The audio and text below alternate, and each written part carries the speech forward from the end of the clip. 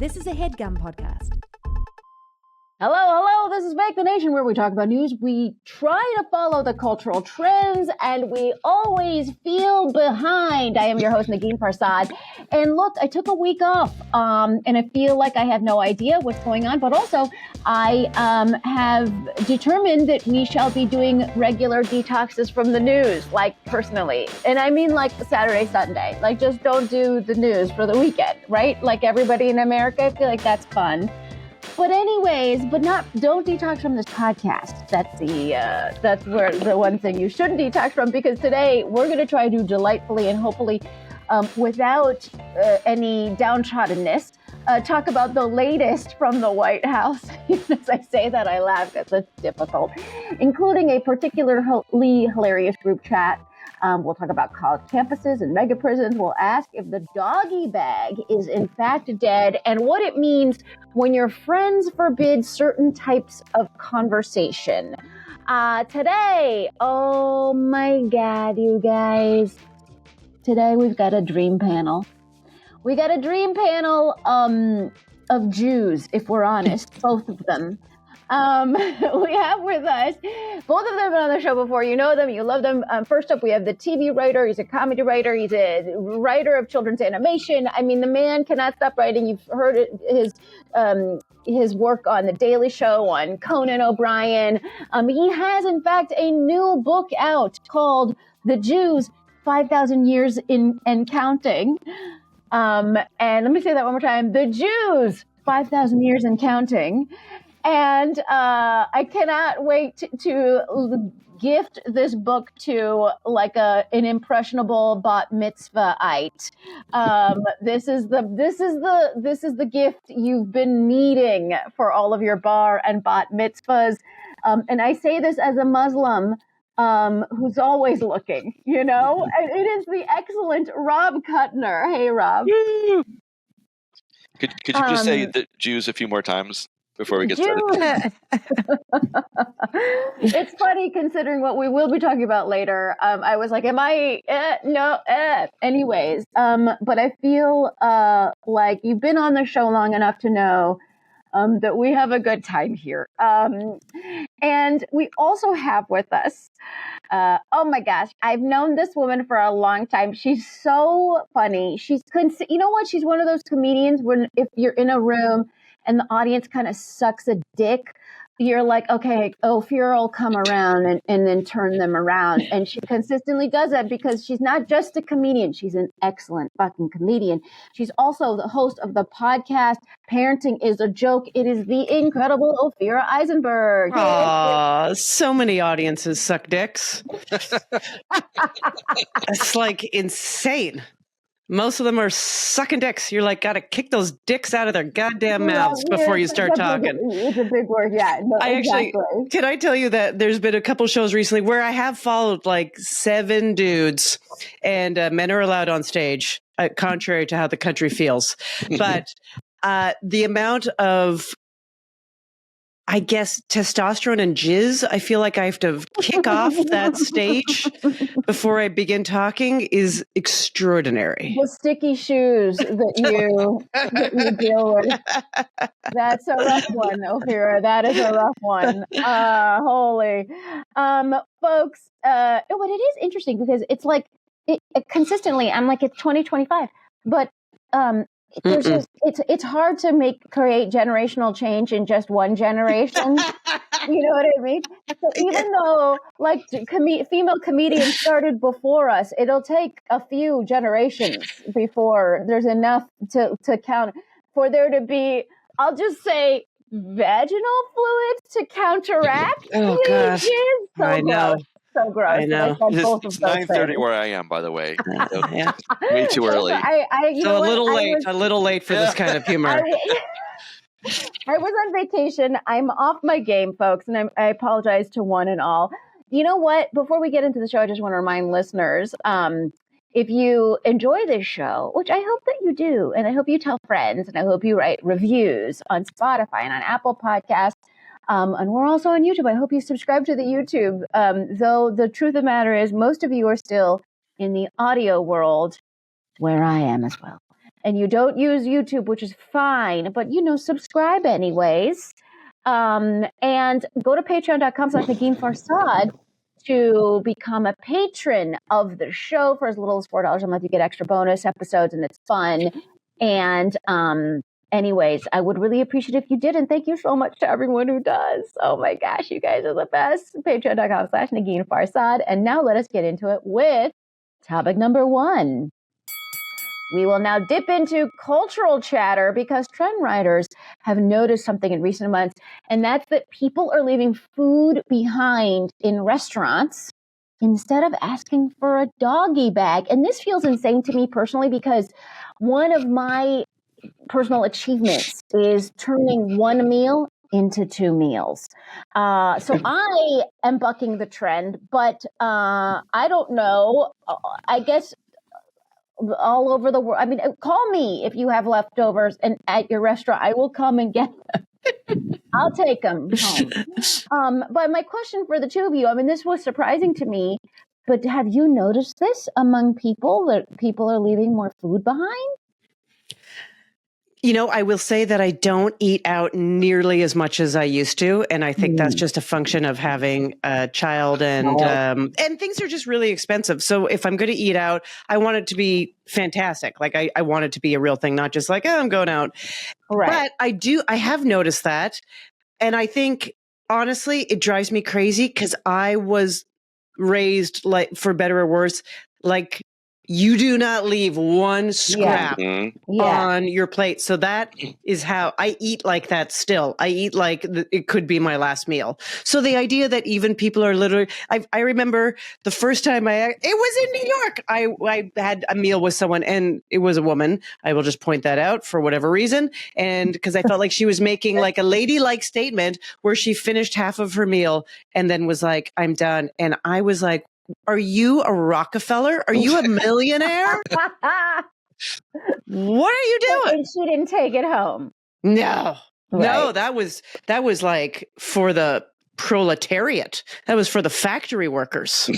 Right. I was going to say that, like, okay, because as someone who doesn't really cook, the idea that you would leave it and then not forget like whether or not you're in the proletariat. If you can turn one meal into 2 meals so that you don't have to cook, I mean, to me, that's like the ultimate. That's peak efficiency. You know what I mean? That's my own personal Doge at work. Rob, have you seen this trend in Los Angeles? Well, I'm in the same situation as Ophira. I don't go out that much, but also, and I actually do prefer to cook. #flex. But I have the same baggage. I think that if I could speak boldly, I think we all have our Jewish mother at the table with us, whether present or not, who would not let us leave the table without eating. And so it's blasphemy to me to hear this. But I do have a fun fact that I looked up about this because I did my homework. #nerd. Which is that the doggy bag actually goes back to, it comes from World War II when people were when there was food shortages, and restaurants encouraged us to be more efficient with people, like, reusing their meals and making leftovers. And I think that's great because now we have Nazis back in power again. So it's really a retro move. Happy days are here. I mean, if someone doesn't finish an omelet right now, you better be taking that home because those eggs are $14 a dozen here in NYC.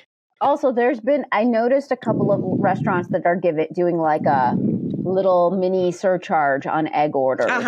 So then, just a quick question. I know they're different chickens, but why is the price of chicken not gone up? Is there a very simple explanation for this? Oh. I was told there wouldn't be math. Yes. Sorry, I'm just saying. Why are you asking questions for which no one is fucking gouging? Prepared? It's gouging. Yeah. Well, also, I mean, the other reason why I wonder if it's gouging is because I don't understand why one store I go to is just still very reasonably priced. I know. Then, like, Trader Joe's, which I don't actually go to, but my husband goes to, is like out of them or has a rule. I know, has the mass rush on it where everyone is like. My Trader Joe's, it says one carton of eggs per family. And then I'm thinking, well, what is a family, really? I mean, like, the gang and the friends, they were kind of a family, right? So how do we define that? How dare they? How dare they make us think about it? I actually think if you're coming in as the cast member of Friends, then they get to have. You can probably afford a carton of eggs, I think. Yeah, no, they were getting enough they were getting a carton of eggs per episode by the end. I think, I truly think part of the reason why in New York, people don't take doggy bags. The article makes a good point about most people are taking the subway. There's a commute, or you're having dinner and then going to an event, and it is gross. Case, but it is kind of gross. Like, a lot of food does not carry well. I will say that. Take it. I'll still take it. And then work it out very well. I mean, there's composting bins now citywide for a reason. Question for you, Andrew. Are you Gen Z technically? Oh, I actually don't know the cutoff. I'm 1995. What is that? So I don't know if Andrew is Gen Z, but he's somewhere near. He's somewhere nearby. What is your position on taking food home? Oh, I'm taking it home, but it will go bad. Like, I will not. Well, yeah, that's okay. He'll take it home, but then he won't let him eat it. I mean, there's some things that just travel very well, and whatever. But like, one of the things that the article is basically saying was that the youngins, the Andrew adjacents, which is how they will now be nationally known, they think it's like. It's a faux pas, it's gauche or whatever. And it's interesting because I did a gig recently and there was like a very large number of 20-somethings in the audience. And is that a flex? And I mean, my fan base is so young, you guys, because on account of how breathtakingly youthful I appear. And they were, and I remember I was just eavesdropping on some conversations. They kept talking about how things were cringe and embarrassing. Like, they said that a lot. And then I was talking to a friend of mine who has a niece who's like 26. And she was like, "Ugh, that's so cringe. That's so embarrassing. Everything is cringe and embarrassing." And I was like, "Oh, I think they've all decided that doggy bags are cringe and embarrassing, and it's for like kind of no reason." I mean, it's because they're wealthy, Negin. It's because in New York, they are all sons, daughters, and children, theirs, of gazillionaires. This entire city is full of people at restaurants who will never worry about their next meal. It's never even occurred to them to worry about their next meal. I was actually going to pile onto that and say that I think it is actually literally a flex, because they're saying, "Look, I don't need it. I'm good. Yeah, I don't care. Yeah, look at me. Send it all back, but I'll still pay." Even in my 20s, okay, I was like a starving artist type, whatever, living on beans. But like in my 20s, I especially wanted to bring stuff home because it was like food was always an issue. Absolutely. I mean, obviously I had less money than some of these people that Ophira seems to be speaking of. But I also just think that there's so much more anxiety. I think there are levels of social anxiety for some people who especially probably had to like finish college during the pandemic or whatever, who like didn't finish the kind of sorting out their last bit of like social comfort, because the pandemic got in the way, have now come out of the pandemic with all kinds of weird personal social discomforts.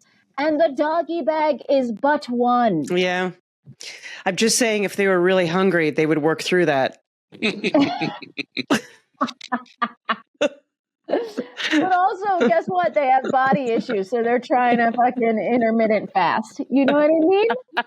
All right, let's take a quick break, and when we come back, we shall put on our like happy pants and trudge into very dark waters.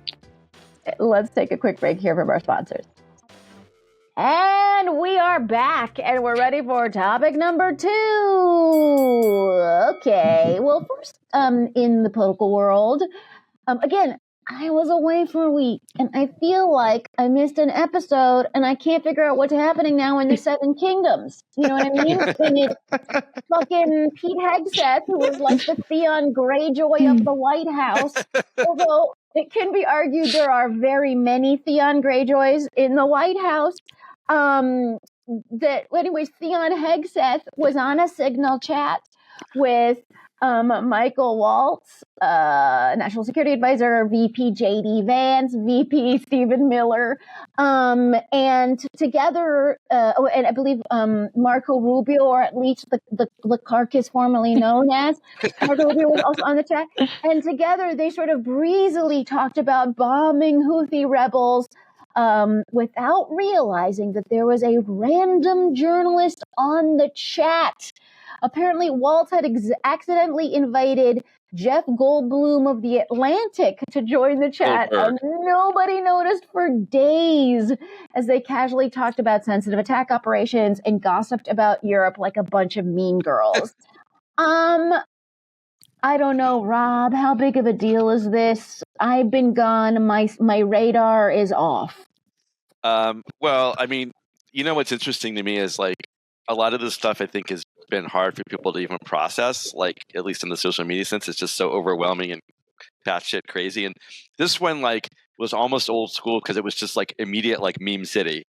Like everyone's like doing their versions, and that almost makes me suspect that was sort of part of the sort of diversion strategy that the Trump administration is unfortunately very good at. It's like they have some other horrible thing they're going to do, so they're like, all right, let's keep Blue Sky riffing. We got a good one for them here.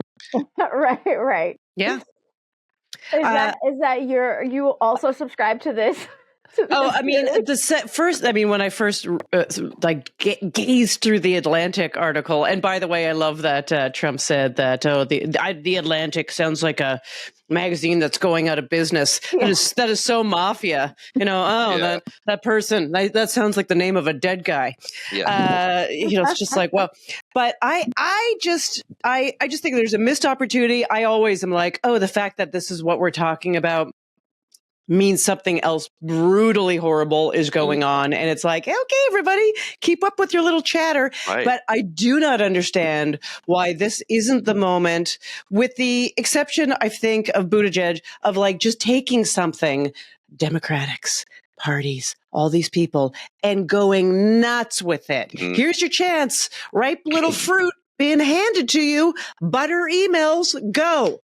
Well, and I think John Ossoff, for example, and Angus King, and I mean he's not Democrat, but still, and a bunch of the people on the confirmation hearing, or whatever thing they had in Congress yesterday. I'm so off. It's fine. It's they perfect. They were doing congressional things yesterday, and they had like Tulsi Gabbard there. I think they have Michael Waltz there, and questioning them, and they were just like, "This is an embarrassment." I mean, there are some sound bites that are like making the rounds literally today as we record. Embarrassment. I mean, embarrassment. I think Ossoff did a decent job of like making, of saying you guys would like totally suck. There we go. But my thought was, so Rob Kutner's mind immediately went to memes. My mind immediately, me, immediately went to, like they need an excuse to replace Pete Hegseth. This is the excuse. Let's 4D do it. chess game. I got it. They had. I just thought this would be so brilliant if Trump is like this. So this is this is unacceptable, and a man shouldn't behave this way with their Signal chat, and so we will be replacing Pete Hegseth because I knew he was a terrible candidate to begin with, but like I couldn't admit it at the time because I had to stand by my man because I'm a fucking whoever. Idiot guy. There was something about how there was sort of an extra layer of trouble that Walz had to go to include him. So it was like this very non-accidental quality to it that does support your theory. Although he has come out and said that he's a great guy and that he made a mistake, and everyone's pat each other on the back and they're cheersing on the golf course. Apparently, Ophira, Trump said on to NBC News the other day, it's the only glitch in 2 months, and it turned out not to be a serious one. No big deal. It's funny because it's just like, it's the only glitch in 2 months that could have fucking completely downed an entire operation. It's the thing that I think is rich. That's absolutely rich, like the people who go to restaurants and leave the food behind, is that Hillary Clinton had a far lesser email situation. Exactly. So shut the fuck up. You know what's also yeah. Go ahead. I was just going to say, I don't think she has a lot of gas in the tank right now to be the person, and no interest of like, she could run with this. She's got a couple social media accounts rolling. Like, well, you fire up the team, Hillary, and let's get some think tanks writing some deep tweets. Sorry, Rob, that was my hot take that I had to get out there. Very hot. Rob. Hot Hillary Clinton take is a phrase I often say. We do call you Meme Kutner.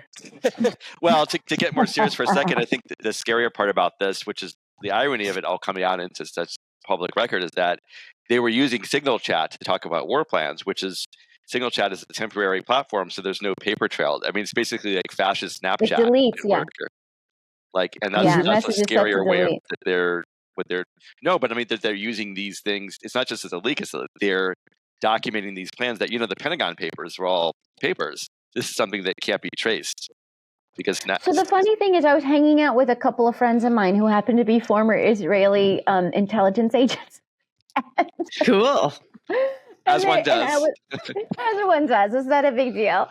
And I was like, oh, I guess it's time to go back to fax machines, because I thought fax machines in some weird way were slightly more safe. And they were like, oh, no. And one of them was just like, oh, no, that was my beat. I figured that out. So those are not safe. And I was like, oh, you figured that out. So, wow. So yeah. So apparently the main thing you do in these situations is face-to-face in a room called the Situation Room. That's basically what you do for these conversations. But that room's been rented out, right? Yeah. to the Situation from Jersey Shore. All right, let us move on to something that is, I'm going to say, shittier. Invoking the Alien Enemies Act, dozens of Venezuelan and Salvadoran men were detained through a routine ICE sweep and then disappeared to an El Salvadoran mega prison known for its brutality. To me, this is extreme, inhumane fuckery. Who wants to take the pro position between the two of you? I can't. I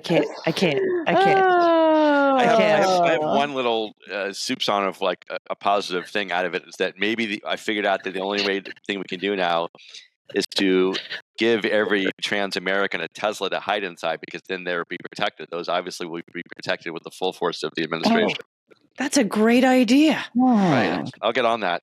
Yeah. Get those trucks. Fill the trucks. Yeah. Fill the trucks with immigrants. Fill the trucks with trans.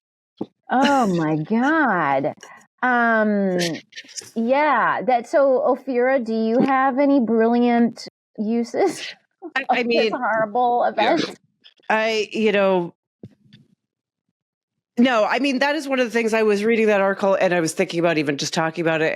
And it is no great thing to come somewhere and be like, the dog pile of so many terrible things. This is the kind of thing that's at the top. And it makes me feel so powerless as a citizen, as an individual, just knowing that like, oh yeah, that utter torture and violence and people's lives being stolen from them, seemingly at a whim.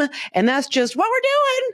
Oh, by the way, here's some people talking about war plans on text. Like that's where it all just gets a little much. And, when you just said, what would be like, does anyone want to argue the pro side? I was reminded this morning, my kid, I have a 9-year-old, and they're doing debate in school. And he had to argue the pro side of like, do you think there's any need to address racial discrimination in school? Argue that there isn't. And he was like, Mom, what do I say to that? And I was like, why are you doing this? I remember having to do stuff like that. I remember having to debate, like pretend like I'm a pro-slavery general or something in the Civil War. And then we did it in character and stuff like that. It was like crazy. I want to hear your Southern Confederate general accent, Negin. Well, today's society dictates. So there, the pro, my pro is, this isn't a pro, this is just falsehood. Those people probably had it coming. Okay. Yeah, I have no pros because I'm a big fan of due process. I mean, I'm a big fan of due process. That is just completely gone. One of the things that I've actually said about this country that I've always loved, due process, some of the mountain ranges. So I think that it is really alarming. And it was for me personally a galvanizing moment to galvanize myself to not be kind of like sit on the sidelines anymore. I think that we've been sitting on the sidelines a little bit, right? And we've seen it from our Democratic leadership where they just don't know what the reaction is. And I think we're seeing now moments of like them taking action. We're seeing that with what is it called? The Stop Oligarchy Tour or something. Actually, I'm going to start hopefully remembering to tell listeners about the Fighting Oligarchy Tour with AOC and Bernie. There's another date on March 29th in Tucson, Arizona, at the Catalina High School football stadium. So go to that. This is the time that we actually now do have to start going to stuff, protesting stuff, calling stuff. And we can't this is the thing. There's so many little things that have happened that, are still sort of like within the realm of like, you can make an argument that it's like sucks, but it's not completely insane. And then this is a thing that's completely insane. Just speaking also as someone, my father was detained in Iran in one of those situations where they just didn't know, like who took him, when, why, Wow. And luckily he was only detained for 24 hours. And luckily it wasn't a Salvadoran fucking, and by the way, my dad, it was like for something really silly. It was because this is the slippery slope. My dad was detained then because he ordered a Russian anatomy book. And at the time they were really anti-communism or whatever in the 70s. And so they would, they wanted literally nothing to do with anything seen as getting like communist propaganda. So he got the Soviet anatomy book because he's a nerdy doctor. That's why he got it. And apparently he had like some great anatomy stuff. Where's the sickle in the body? The sickle cell, I think. There's that. But point is, now if they could detain a doctor, in the 70s for something so silly, I can't even there's imagine. things like that, right? This is the slippery slope, right? And so I think, in my position, I guess my question for the two of you, and then we'll talk quickly about college campuses, is that what do you think? Have you had the aha moment of like where your role is? Because I'll say one more thing, which is that I think that because these things are happening to non-citizens, the role of citizens, I think, is even more needed. If you're a citizen, that's a luxury because there's just more due process involved, et cetera. Also, if you have money, you're more protected. So rich citizens. And if you have time, like you're not running around to debate class with your 9-year-old, you're also, put in a little extra time for the people who don't have it. So that's kind of like where I feel like the responsibility, we all have a responsibility, and people who are rich citizens have an extra responsibility. Have you guys had a moment where things have clarified for you personally? I mean, the only other than the fact that, we have been talking, especially for our kid, because he feels he doesn't get all the news because he's just a kid, but he reads like this little kid's newspaper, and they are somewhat frank about what's going on in the world, and he's scared. And I feel like the only thing we can do is show up in person and protest to at least have, other than like, of course you work small, and I love that, like, well, just take care of the people around you and just, it's too big, take care. I agree with you, but not fucking enough. Sorry. It's not enough. Yeah. Not enough. And also, just because I am with you, Negin, like you were just saying, I took a week off. Like we all need to have some distance from the news. And I also go, that is exactly what they want. Yeah. And I know the they I'm using here just sounds so insane, but that is exactly what they want. It's this technique, of course, of just so barrage. So you just want to check out because it's too hard and you can't. Yeah. You have to filter and you have to go enough. Think, like you can, take the Sabbath off or whatever. Yeah, of you know course. what I mean? Like, I think. How dare you? Every minute. But I think and I also think there's a way of compartmentalizing so that, again, because I do believe that it does feel like a slog and it does feel dark, but this is not about doing something alone. Yes. This is about joining forces with your neighbors in a way that's positive and that can lead to progress. And so it shouldn't feel like this kind of lone pushing boulder uphill, And there's some elections coming up, Right. Rob, what have you reached a position? I mean, I've definitely felt the alarm bell going for some time. I have to be candid that I'm struggling with what I think is the most efficacious, because I feel like we did the protest thing. I'm not saying we shouldn't protest, of course, but we did the protest thing unmasked in 2016. Yep. I feel like a lot of those things are feel good energy vibe things between political, the country ban, the immigration ban, and the Black Lives Matter, and then they fizzle out and they don't have a systemic effect, and in some ways maybe even turn people off. And I'm still struggling to find what I think is a more surgical, efficacious way. I will refer you to if you on the socials, if you follow Rabbi, we have to bring a Jew in here, another Jew, Rabbi Danya Rittenberg. If you don't follow her already, Fugelsang and her are friendly as well. She is very into this organizing stuff, and she provides a lot of great resources. And one thing she talks about a lot is building coalitions, starting small with other people who are like-minded. Because for a lot of ways, we're all sort of in our little holes, kind of wondering what we can do, and that we're all thinking the same thing. And it's building coalitions with other people and figuring it out. And even if it's just coalitions of support, of supporting those who are being affected, I think that might be the building blocks of how we sort of, and that's how the conservative got to this place. They built these networks up over decades. Yes, and also, like I've said on the show millions of times before, it is still also about joining with neighbors to fix the stop sign, the park, the whatever, the cleanup of whatever. There's so many things that are happening in your neighborhood because those are also the people that are making phone calls for the Wisconsin special elections. They're, those are the people, and you'll get a lot of information. And also, because this is what happens to me when I go and I volunteer at Tompkins Square Park on weekends. The people I volunteer with will be like, oh, I'm going to go do a phone bank about blah, blah, blah. And I'm like, oh, shit. Okay, great. Let me see what I can do. Do I have a 30-minute window of time to do that as well? So this is it. It's it feels just a part of my public service.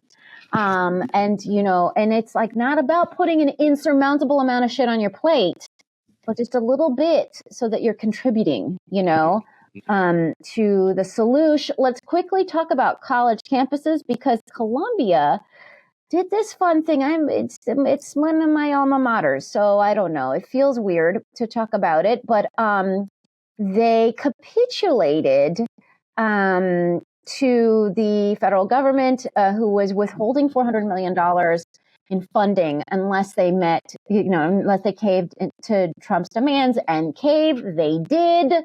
Now, the funny thing is, I went to the School of International and Public Affairs at Columbia, and one of the things I learned is that shitty dictator types don't stop being shitty dictator types when you capitulate. It's usually just the beginning. But anyway, so that's just an odd thing that they could have found on their own campus. The only thing in their favor, I suppose, for Columbia is that maybe Trump loses interest in them. And he moves on because he gets bored quickly. And we have seen that happen before. And so maybe that was the motive. Let's just fucking do this now. And let's just get it over with. And so that this guy gets stopped looking at us for 5 minutes. Right. What do you guys think? Yeah, I think it was definitely they were like, let's get the money, say yes, and then let's just do whatever we need to do to keep going rather than potential, I don't know, semi-demise of the institution, right? Right. I mean, I also just want to say, obviously, Columbia has a very big endowment. But endowments are also like complicated because you can't just be like, hey, it's a pile of money. I'm just going to grab a pile of money and spend it on this research. They're not liquid. It's earmarked. It's not. Yeah. It's all in crypto. So that's also an issue. Can I PayPal you my endowment? No, but it's like, it's earmarked. It's weird. You can't use it on everything. Blah, blah. Anyway, this is a great point because like this is a problem with higher education, I think, in this country is that it really is all about the money, like at some level. And they speak otherwise. And some of it is like, huge amounts of money in things like basic science research, which is super advantageous to the country. That's as public service, but also like they are so oriented towards their development departments and the fundraising and the stuff. It's just, I'm an Ivy League graduate as well, no big deal. And they also are just relentless. Even though they have a shit ton of money, we need a shit ton more from you. We're going to keep talking about that all the time because they're like this shark that can't stop swimming in money, or and that's a problem with it as opposed to we have fantastic, institutions, but also like there are other ways to do this.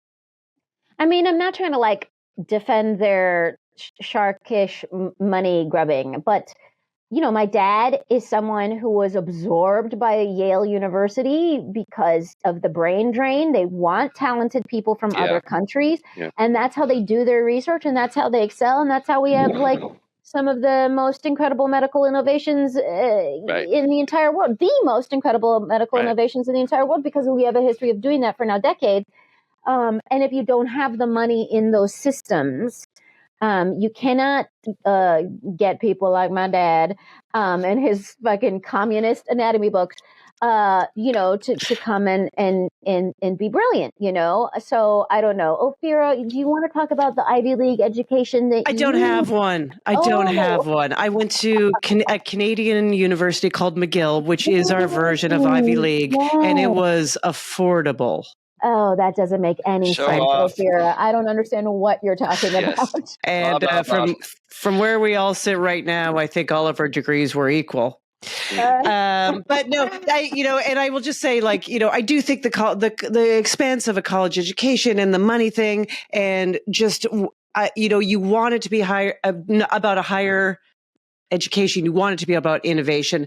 You don't want it to just be like, how do we feed these people into the capitalist system so this machine just keeps running around and around? And there is part of me that is so sympathetic.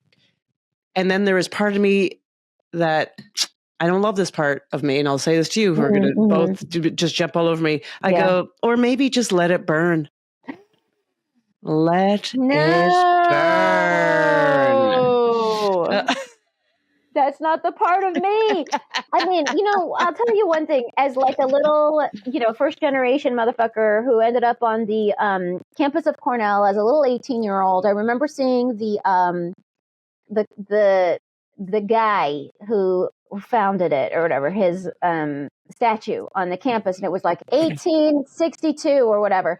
And it filled me with this incredible pride that I was a part of something that had been going on for so long, that it was built on a bunch of horrible shit, but also a tradition of excellence and horrible shit. We compartmentalize. That's America. But, I do think it's like, it takes a long fucking time for a place to be a hub of innovation, a hub of research, a hub, so that's why I'm like, I don't want anything to burn. I want it all to thrive. Well, I agree with you up to some point if you're like the sense that they've gotten very bloated and they need to sort of like a little bit of like a reality check, like I was saying before. I also think it's very disingenuous. And I'll say this, I want to name this. I mean, again, that I have very complicated ideas about the whole Middle East situation, which is a whole different podcast we talk about. It's very complicated. Yeah. And I don't want to talk about that specific case, but I don't like that the Trump administration claims they're doing this in the name of anti-Semitism. I feel like I'm on, and it's so disingenuous. They just want to get rid of education. Yes. And it's like, where do they go next? Like high school? Are they going to get rid of kindergartens? Like, how far do we go with this? Oh, I will tell you that anecdotally, that I was in a room talking with someone who in one of the New England states is doing education for up-and-coming Coast Guard and cadets and has been told to strike a great amount of stuff from the curriculum, including, like a whole section on talking about Malcolm X, like all kinds of stuff, and was told that they would be watched if the stuff was taught, and any of the classmates can be empowered to tattletale on them. Oh my God. Yeah, that sucks. And then the other funny piece here too is another fun. I'm the fun fact guy. Is it as funny as what Ophira just said? That's pretty funny. No, but I'm going back to my fun fact identity. I'm the meme guy and the fun fact guy. Mm-hmm. Is that if you didn't know this, the backstory is that this $400 million, which might seem like an arbitrary figure, that's what Trump asked Columbia to pay him back in the day to expand to the Upper West Side on his properties, and they turned him down.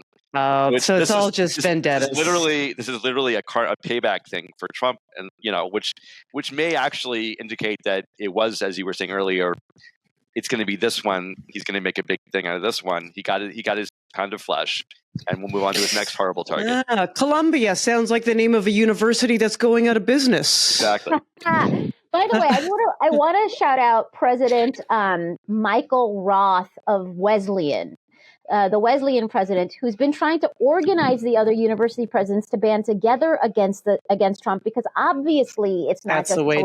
That's the way to do it. That's the coalition stuff. Even places like Ohio State University, and there's just a bunch of other universities that are in the crosshairs. And if they band together, it's going to be a lot more difficult, Right. Especially in situations where they have clear-cut First Amendment rights for what they're talking about, for the cases, in this case the protests and stuff like that on campus. So point is, shout out Michael Roth. I hope more universities start listening to you. That makes the most sense. Yeah. Fucking ban this. But do all the university presidents also need to hear about my speech about getting together with your neighbors? I mean, what the fuck? Coalition, I love you, though. coalition. You're so exactly right. Yeah, you're so Ivy League, though. Even places like Ohio State. Even those sad institutions. No, I'm a horrible person. No. I just mean that, like, places that we don't consider as the elite, blah blah blah, with a lot of money. And by the way, Ohio, I'm sure, plenty elite. Okay? Yeah, no, just the sexy. Runs all over Ohio. We know what the sexy names are. Maybe even McGill, if we're feeling desperate enough. We'll... Listen, you know what? I think right now, don't even get, like, Canada is probably not accepting any Americans this year. Yeah. So because they are on a whole different trajectory of how they are responding to all of this. Can you guys say no? Yeah, unless they call themselves Canadianos or whatever, like the coffee drink. What? Doesn't matter. Anyway. Stop talking that way about your plan B. All right, folks, let's move on to topic number 3. And we're going to make this a quick one, but it is related, which is that we read a little letter to the, of course I can't find it now. Where is it? Oh, here we go. We read a little letter in the New York Times to the an advice columnist, and the letter goes a little something like this, and then I want you guys to react. It says, quote, "My wife and I are longtime friends with another couple whose political views differ from mine. I've disagreed with the wife occasionally on some issues, and she with me, but always respectfully.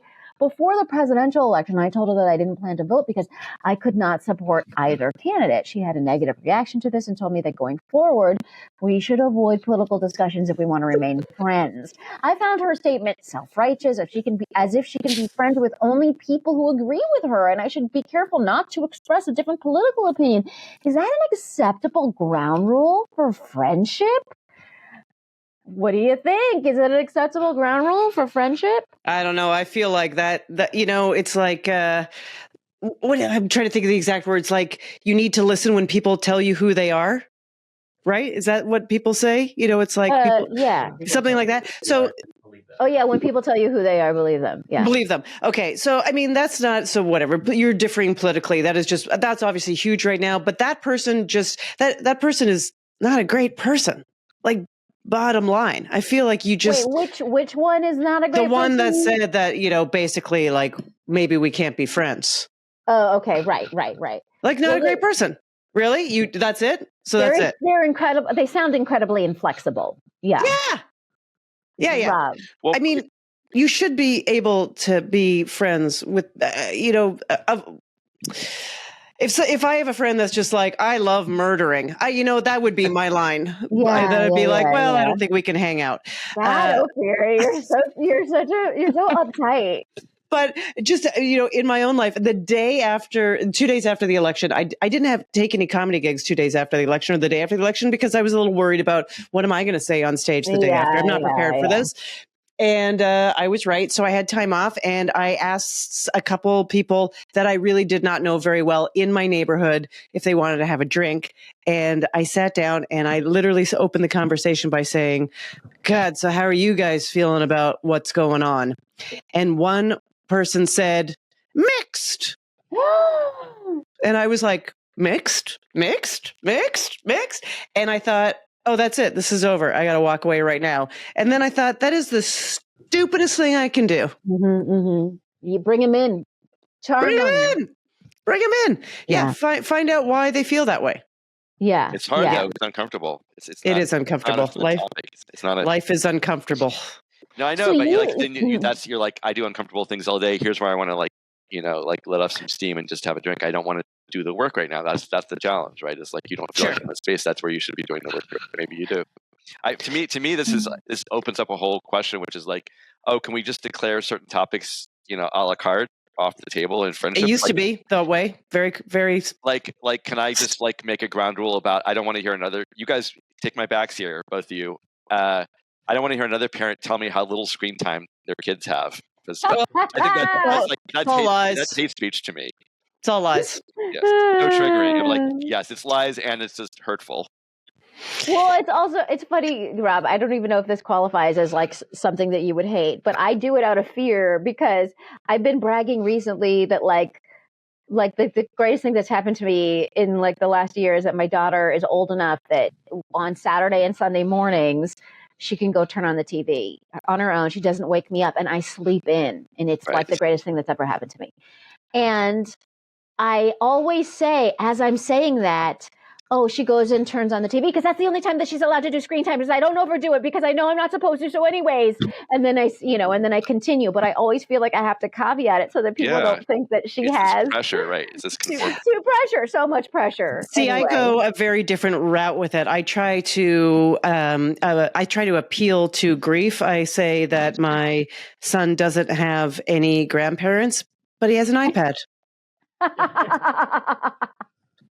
Nice. So I don't know what your free help looks like. What does your free help look like? Yeah, Johnny Privilege, right?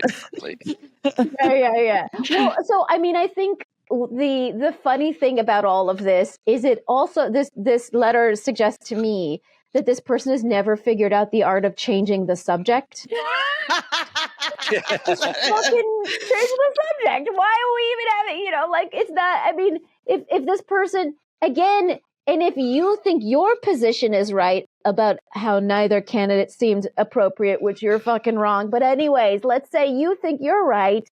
Bring them in a nice, and then just be real cute about it and charming. And then if it's not working, then you change the subject and then you talk about White Lotus. And that's what everybody does. You know what I mean? You don't need to I just don't think there should explicitly be crazy hard and fast rules. Right? Yeah. Let's no one make rules. So I think both of these people are not right. Wrong. Yeah. Yeah. That's my favorite. Who's right? Both of you suck. Both of you suck. All right. All right, folks. My friends, that is the end of the show. What a delightful conversation I had with the both of you. I would love for the people of Fake the Nation to be able to follow you, everything that you do. Ophira, where do they do that? You can follow me on all the socials at Ophira E, except TikTok. I'm Ophira NYC. and I would like to fix that. But that's what it is. Are there any TikTok executives listening to the show that make can a help quick little change? Quick little change. This is just a little YouTube exclusive. You can see Pashmak, my dog. He's a really good guy. So sweet. He's like politically even more left than me. I don't even, it's an interesting time at the Farsad household with this guy. Rob, where do people follow you? You can check out my projects at robkutner.com. I'm usually posting on Instagram at Rob Kutner, on Blue Skies, also at Rob Kutner. I'm not on X unless you mean the party drug, in which case I'm on it right now. Wait, but you purposely left X, right? Because you used to be on Twitter. Yeah. Okay, usually I go in. Did you leave Twitter, Ophira, or did you? I do the thing where it just sits there. That's the same. I just don't gathering moss. Leave it there. Yeah. I still like visit it every, now and again. I mean, I post and then I just don't. I don't know. I don't even know what I'm doing. But apparently, like they've done more studies on it. It is like actually very just specifically right wing now. I mean, we all knew that it, felt that it was, but now there's data. It's like just like Nazi Grey Gardens at this point, I think. Right all right, folks. And remind them of your book, Rob. Did you? Well, it's called The Jews, 5,000 Years and Counting, and that's why I did not want to promote it on X. Safe. Sure. Yeah. Buy the book. It's Rob is so fun and funny, and everything that he does should be consumed, as is the case with Ophira, whose podcast you should be subscribing to immediately, where she doesn't brag about screen time. Nope. Folks, I will be doing Wait, Don't Tell Me next week. If you happen to be in Chicago, I'll be at the TED conference. If you happen to be going to Vancouver, which I know is like not everybody, but there's somebody out there who might be there. Come say hello. I'll be performing there as well. I want to remind people you can go to the Fighting Oligarchy tour in Tucson on March 29th. There's Michigan's 10th congressional district has an in-person town hall on the 29th as well. These are all, I don't know if the actual representative is going to be there, because now there's a thing happening where people like Ro Khanna in California are going to districts that are not their district to hear people's concerns, because the Republicans in those districts are not holding town halls because that is what the RNC has told them not to do. And also they're cowards. Yes, they are. So, apparently you can go to one in Hawaii, and then these are all just double checked because it's honestly found the finding of this information a little weird. But Hawaii's 2nd congressional district, Representative Jill Takuda is going to be hosting an in-person town hall on March 29th. Ro Khanna, I think, is going to be hosting one on March 31st in Bakersfield, I believe. So anyway, so go to these town halls. And again, you feel better when you're around the people who care about the things you care about. It's not just a civic duty, but it actually helps your heart and your mood. And otherwise, I want to thank everyone who makes Fake the Nation a possibility. That's our wonderful producer, Andrew McGuire. Thanks to everyone at HeadGum. Thanks to Gaby Alter for our theme music. You can email us at fakethenationpodcast@gmail.com with any thoughts, concerns, questions, ideas. And town halls. Send in all the town halls that you know about that you will be going to. And now's the time. The protests. There's a lot of protests. I want to hear about them. I want to mention them on the show. Please send them to me. And I think, go to patreon.com so give us lots of support the show. And otherwise, we'll be back in your earballs next week. That was a HeadGum podcast.